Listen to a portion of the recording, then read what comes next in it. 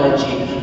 ثم يكشف الله سبحانه وتعالى عنه الغطاء عنه الحجاب فيرى أهل الإيمان ربهم تبارك وتعالى لأن الله يقول في القرآن وجوه يومئذ ناظرة إلى ربها ناظرة. فهذه ميزة العلم في الدنيا وميزته في الجنة.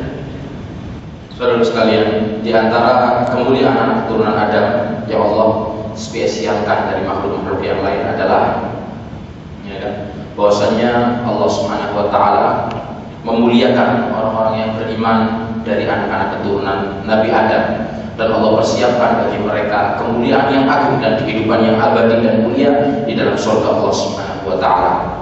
Dan apabila kita mau kembali kepada firman Allah Subhanahu wa taala yang berbunyi yaitu dalam surat Al-Asr, dan mayoritas ini kita hafal semua, Al-Asr, di mana Allah Subhanahu wa taala bersumpah dalam ayat ini dengan kata Al-Asr, yaitu demi masa yang mana manusia hidup dalam masa tersebut, melakukan aktivitas dan peribadahannya di dalam masa tersebut, yang masa itu adalah merupakan salah satu ciptaan Allah Subhanahu wa taala yang kita akan dipertanggungjawabkan atas berlalunya masa-masa tersebut. Apakah kita pergunakan untuk atau kita habiskan untuk ketaatan kepada Allah Subhanahu wa taala, atau kita habiskan untuk menjadi orang-orang yang lalai akan perintah dan kewajiban kepada Allah Subhanahu wa taala. Innal insana lafi khusr, sesungguhnya manusia selalu berada di dalam kerugian. Bagaimana kita diciptakan, akan tapi kita selalu berada dalam kerugian. Tetapi ada solusi, seperti dijelaskan ayat selanjutnya, untuk kita menjadi orang-orang yang tidak merugi. Yaitu siapa? Mereka itu orang-orang yang tidak merugi. Mereka orang-orang yang membawa 4 sifat seperti disebut dalam ayat ini, illal ladzina amanu, kecuali orang-orang yang beriman kepada Allah Subhanahu wa taala.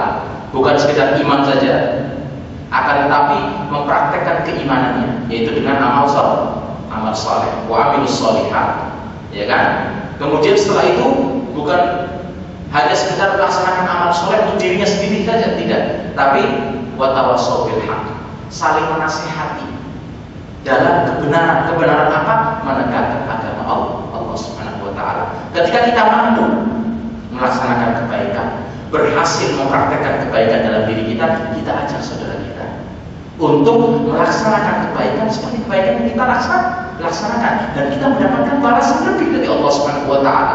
Kita mendapatkan pahala amal kita dan pahala saudara yang berhasil kita ajak untuk menuju ke dalam hidayah Allah Subhanahu wa taala. Orang yang ajak dapat 2 pahala.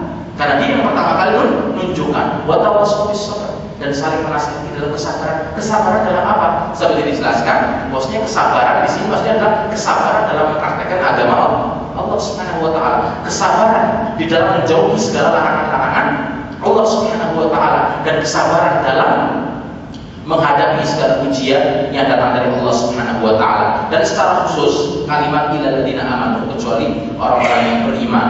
Jelas iman di dalam Islam harus didasari dengan ilmu, kan? Karena tanpa ilmu seseorang tidak akan beriman dengan secara benar, ya kan? Makanya ada orang dibagi menjadi 2. Ada orang yang jahil, istilahnya dia beribadah dan melaksanakan ketaatan kepada Allah dalam keadaan bodoh, nggak tahu, nggak mau belajar.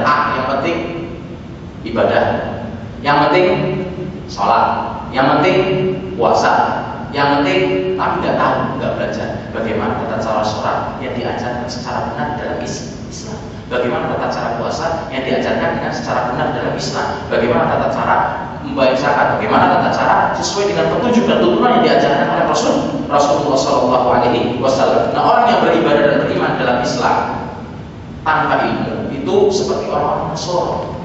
Orang-orang Nasoro itu bodoh tapi pintar, ya kan? Tidak mau belajar tapi asal melangkah, ya kan? Tanpa mengikuti tuntunan yang benar sesuai dengan petunjuk yang telah diwahyukan oleh Allah Subhanahu wa taala melalui lisan nabinya sallallahu alaihi wasallam. Dan dengan ilmu tersebut manusia akan semakin naik derajatnya. Seperti Allah firmankan dalam ayatnya, hal yastawil ladzina ya'lamun wal ladzina la ya'lamun. Apakah sama orang-orang yang berilmu dengan orang-orang yang tidak berilmu?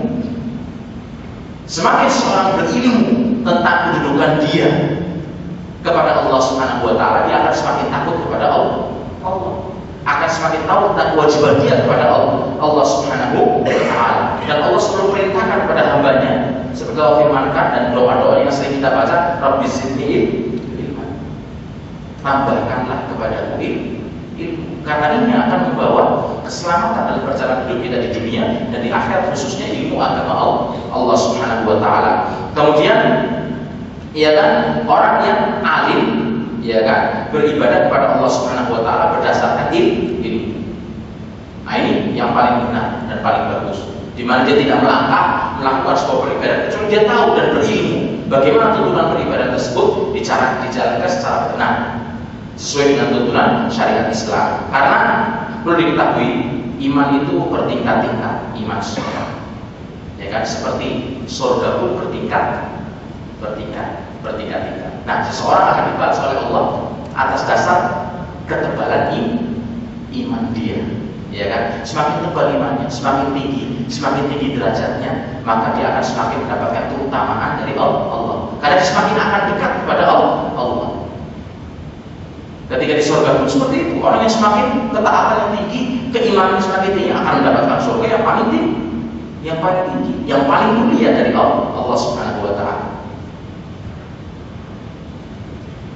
لذلك فإذا تعلم الإنسان العلم وعلم أن الله سبحانه وتعالى خلقه لعبادته، فإن الله عز وجل يقول في القرآن: وما خلقت الجن والإنس إلا ليعبدون ما أريد منهم من رزق وما أريد منهم أن يطعمون إن الله هو الرزاق ذو القوة المتين. فإذا علم الإنسان أن الله سبحانه وتعالى خلقه لعبادته، عبد الله، هذا أولا. ثانيا رفع الجهل عن نفسه. ثالثا رفع الجهل عن غيره، فإنه يبلغ هذا العلم، لا يتعلم العلم يحفظ سورة الفاتحة ويجعلها في صدره، لا يحفظ سورة الإخلاص ثم يجعلها في صدره، لا يعلم أن الشرك حرام وحرم الذبح لغير الله شرك والدعاء إلى الله شرك ثم يجعلها في صدره، لا بد أن يبلغ، لأن النبي صلى الله عليه وسلم قال: بلغوا عني ولو آية. والنبي صلى الله عليه وسلم قال: من سلك طريقا يلتمس به علما سهل الله له به طريقا إلى الجنة. فلا يكون الطريق إلى الجنة إلا بتعلم العلم أولا، ثم بتبليغ هذا العلم، لأن النبي صلى الله عليه وسلم دعا لطالب العلم الذي يبلغ هذا العلم، فقال عليه الصلاة والسلام: نضر الله امرأ سمع مني حديثا فحفظه ووعاه وأداه، فرب حامل فقه ليس بفقيه ورب حامل فقه إلى من هو أفقه منه. فالنبي صلى الله عليه وسلم لما علمه الله هذا العلم كان بين أمة جهلة لا تعلم القراءة ولا تعلم الكتابة، كان النبي أمي لا يعلم قراءة ولا كتابة، فنزل الله سبحانه وتعالى فأنزل الله عز وجل عليه جبريل فقال له: اقرأ باسم ربك الذي خلق الإنسان من علق، اقرأ وربك الأكرم الذي علم بالقلم. فبدأ محمد صلى الله عليه وسلم يؤمن بكلام ربه تبارك وتعالى، وبدأ يبلغ أقرباءه، زوجته، بناته، أولاده، أبناء عمته بالسر. فبعد